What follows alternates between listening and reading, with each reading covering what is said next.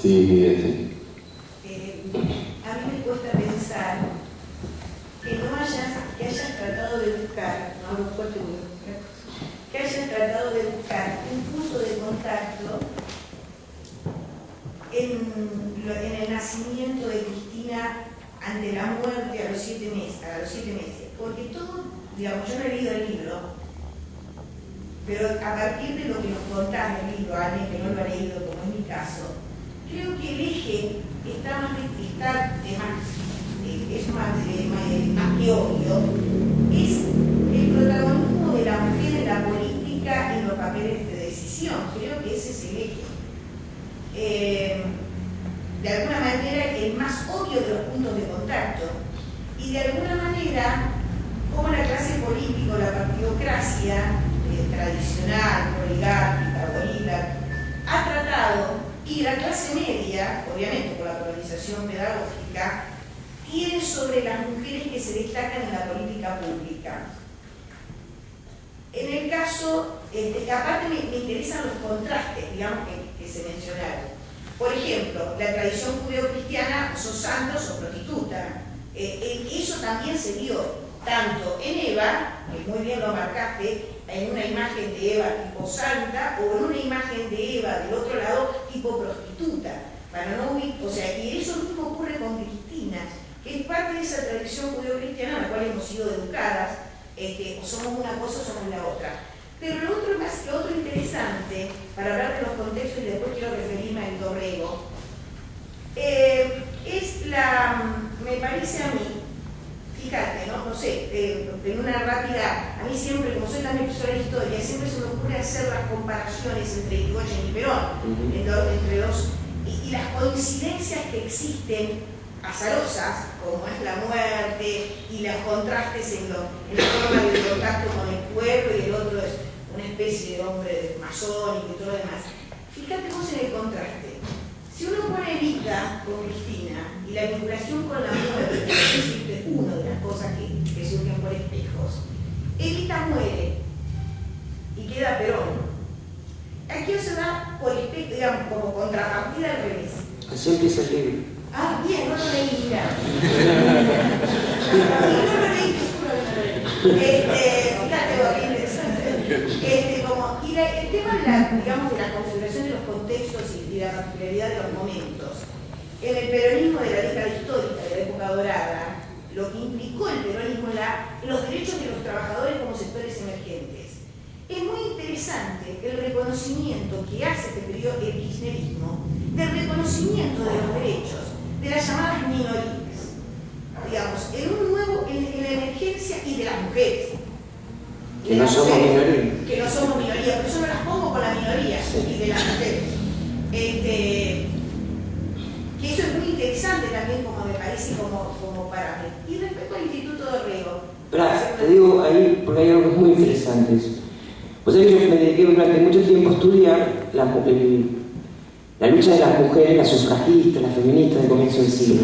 Pues digamos que Eva Perón no consiguió sola el voto femenino, digamos, fue un largo camino, ¿no?, de feministas, sufragistas, desde fines del siglo XIX, las primeras universitarias.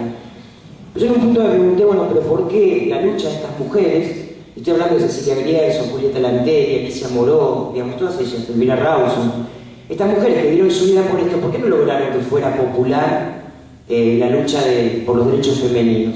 Entonces, ahí lo que se me ocurrió es que en verdad, cuando irrumpió el peronismo, lo que hizo fue poner la lucha de los derechos femeninos en el marco de un proyecto de país. Es decir, el peronismo vino a incluir a los excluidos. ¿Quiénes eran? Los trabajadores, los chicos, las mujeres, los viejos.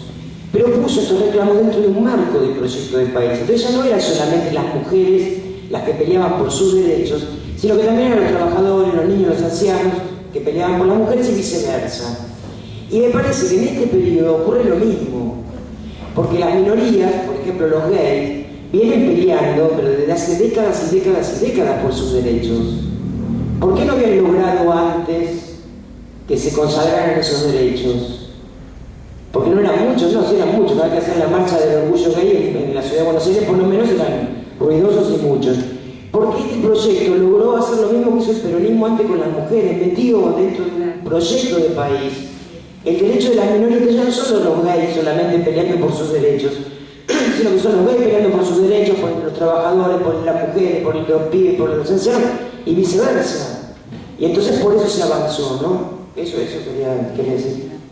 Y que me parece que en la etapa de digamos, una de las cuestiones del peronismo, de esas contradicciones del peronismo histórico, que Perón nacionaliza los ferrocarriles y le pone Roca y Mitre en flagrante contradicción a lo que, digamos, a Casteller y Scalabrini,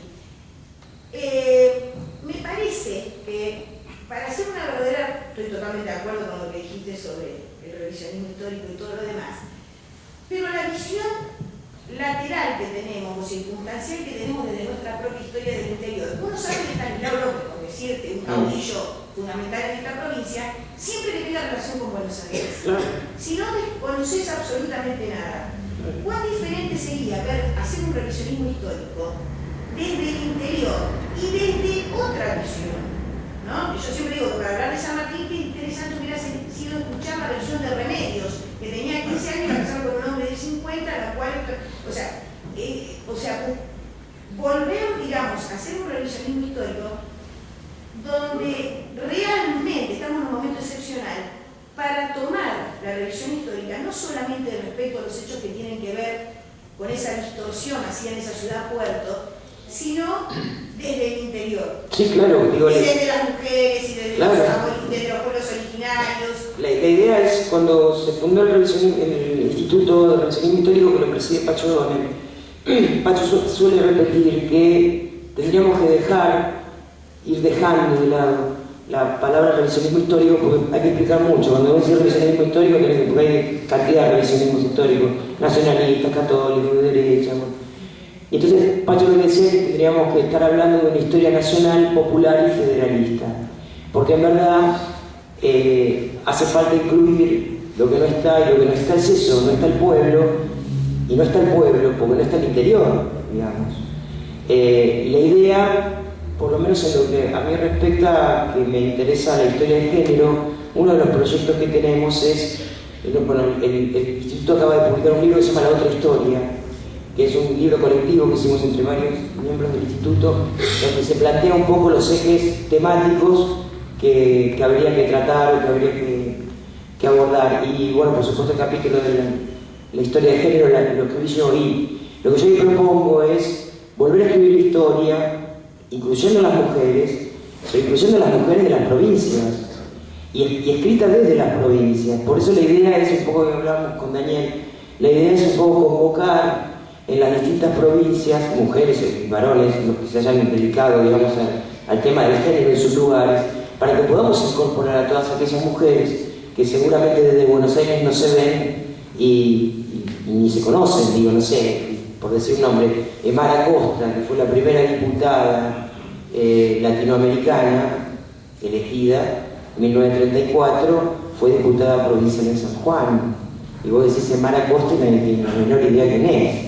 Digo, por decirte un ejemplo. Entonces, lo interesante sería que de todas las provincias, quienes se hayan encargado de esta tarea, podamos convocarlos para escribir un libro donde hagamos una propuesta de historia de género con esta mirada nacional, popular y federalista, porque hay que decir que lo que se llamaba antes historia liberal hoy ha tomado otro nombre, se llama historia social, no sé, como para variar, siempre ha invitado a Europa. Entonces ha habido publicaciones, porque además también han surgido en las universidades cátedras de género. Y ha habido un libro que se ha publicado no hace mucho, que se llama creo que es Historia de las Mujeres en Argentina, siglo XIX y siglo XX, que está dirigido por una egresada de la UBA, Fernanda Gil Lozano, que creo que fue diputada por no sé qué. Pero bueno, ¿y cuál es el error a mi criterio que tenía esa obra? Imitaron la francesa, la obra de Francia que se llama Historia de las Mujeres en Occidente, donde el error a mi criterio es que de la nada las mujeres no ocupaban ningún lugar, ocupaban un recuadrito. Esto la ponen en el centro, como si las mujeres fueran el centro de la historia. Entonces van a tener temáticas rarísimas como la invisibilidad del cuerpo y la sensibilidad de, no sé. Y entonces uno dice, ¿qué me estás hablando de mi historia? Contame mi historia, poneme a contar el 25 de mayo, volveme a contar el 9 de julio, volveme a contar el Congreso de Oriente, volveme a contar el proceso de la independencia, con las mujeres incorporadas, qué visibilidad del cuerpo y la sensibilidad de la oreja. Y yo quiero que me vuelvan a contar la historia con las mujeres y con el pueblo incluido. Y entonces estamos en esa tarea, es dificilísima, porque la verdad es un camino inexplorado, pero creo que es un desafío interesante y es el momento adecuado. Bueno, yo creo que la verdad ha sido muy enriquecedor. Muchas gracias.